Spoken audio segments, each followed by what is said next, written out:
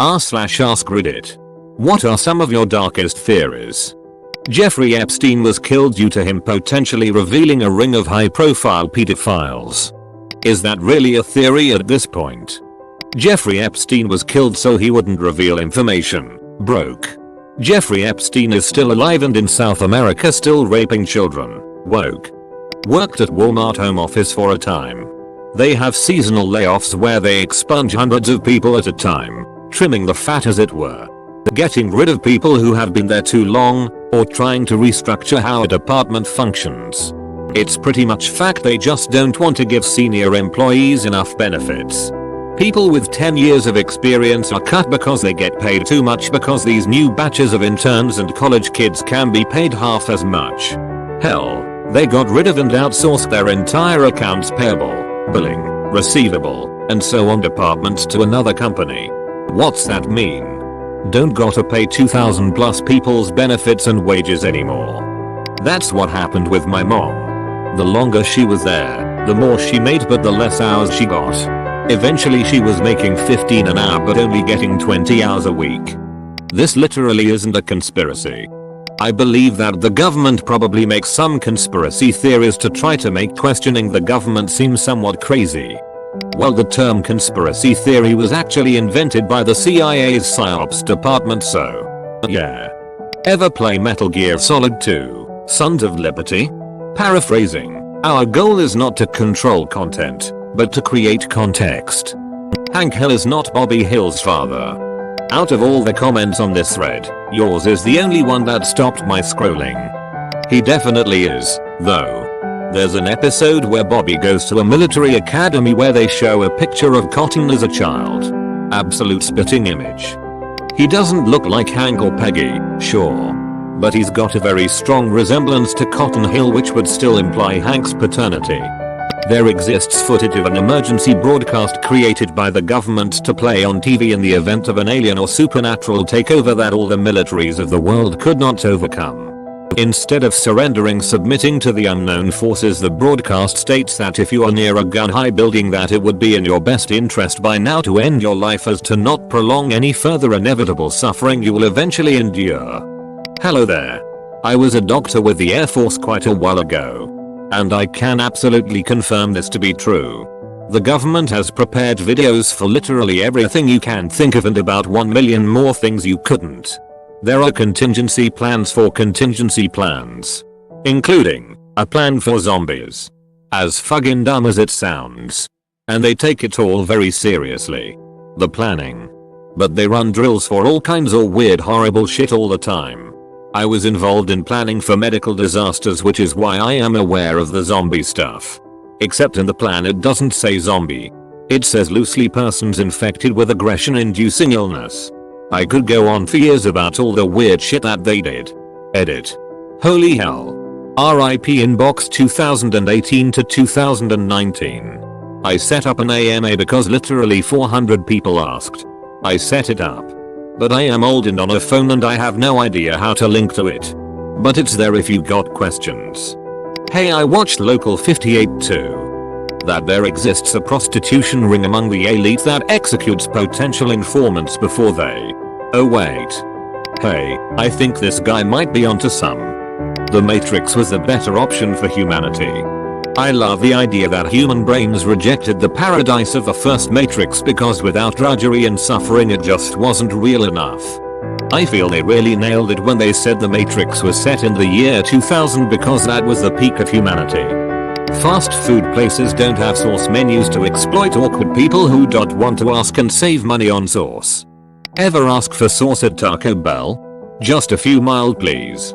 Get home and 30 packets in the bag. Most fast food places have sauces that are free, the cost is that you must ask for it. So you know the whole before you die your life flashed before your eyes. What if the life we are experiencing is just our life flashing before our eyes and when we get to the point we are about to die we cycle our life again? In like a never-ending cycle. A really long Groundhog Day situation, and that's why we experience random deja vu moments. So, what you are saying is I'm already dead and none of this matters. Just go with it and enjoy the ride? I'm with you, mate. There was a QI episode on British TV that discussed the life flashing before your eyes. They said that this happens because the brain is quickly running through your memories to find a way of saving yourself. If you're drowning, your brain runs through all your memories to try to remember everything you've ever heard about drowning and what to do in that situation so you can do it. I don't know if it's correct, but it's quite interesting. We are a science project that an alien 5th grader got a C on, and we are sitting on a shelf in his room. When I was a kid, we had this storeroom, think shed, that was full of garden stuff. I found a bucket that had some muck and slime in it. I had forgotten about it a few months back, and all this shit developed and grew in it. It was then that I had this exact though. Maybe we're in a bucket in some alien storeroom. Forgotten about and doing our own thing now. That we are more likely going to be the aliens that invade other planets than aliens coming here. I think Stephen Hawking said something like that if we were to be invaded by aliens, it would be like when Columbus came to the Americas, they slaughtered the Indians. If we move to another planet, it won't be peaceful. That at least half of the businesses in my hometown were started from drug dealing and illegal gambling. South Florida? Imagine if after you die you could still think and your conscience just existed for the rest of time. Your body could rot away, yet your consciousness still exists in a higher plane, stuck in its own thoughts for eternity, and no one would ever know. And to stay entertained, you relive the events of your life.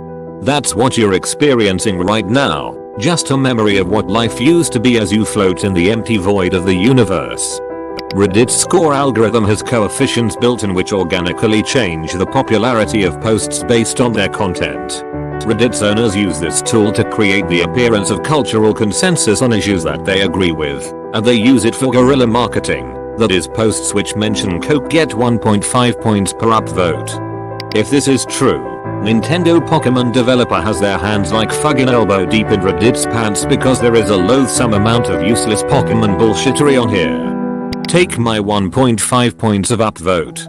World War III is inevitable. And it will happen within my lifetime. Edit. Yes, I am well aware that World War III will not be a conventional war. It's going to involve nuclear weapons and everyone is going to die. Edit. Okay, sorry, cyber, not nuclear. Starts off in 2026 according to Star Trek timeline. I actually completely disagree.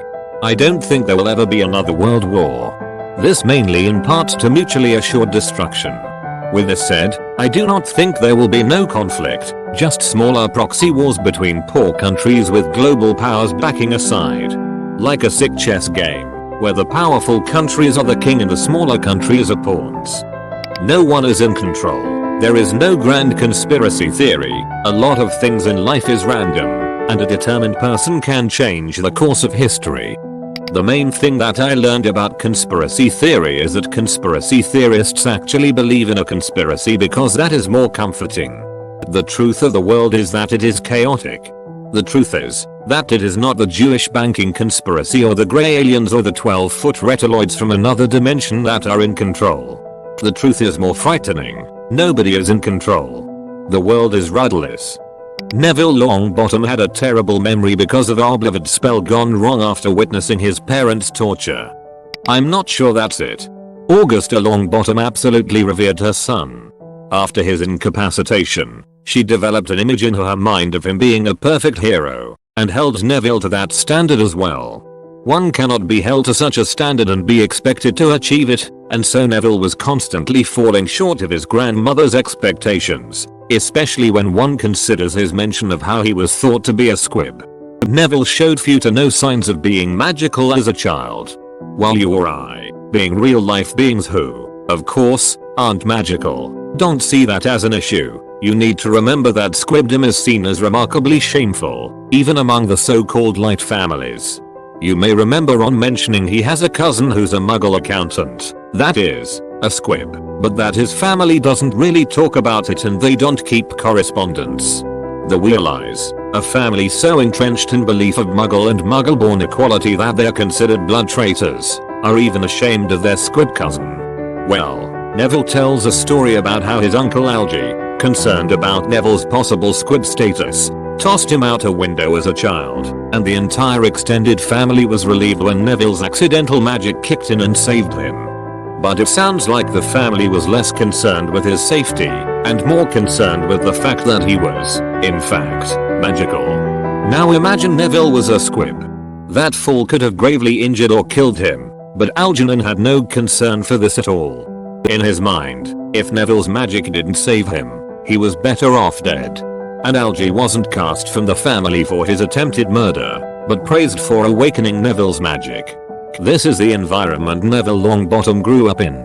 A home where he had to nearly die to be considered even mediocre. Raised by a family who constantly compared him to a man who may as well have died, for all he could correct the misconceptions about him.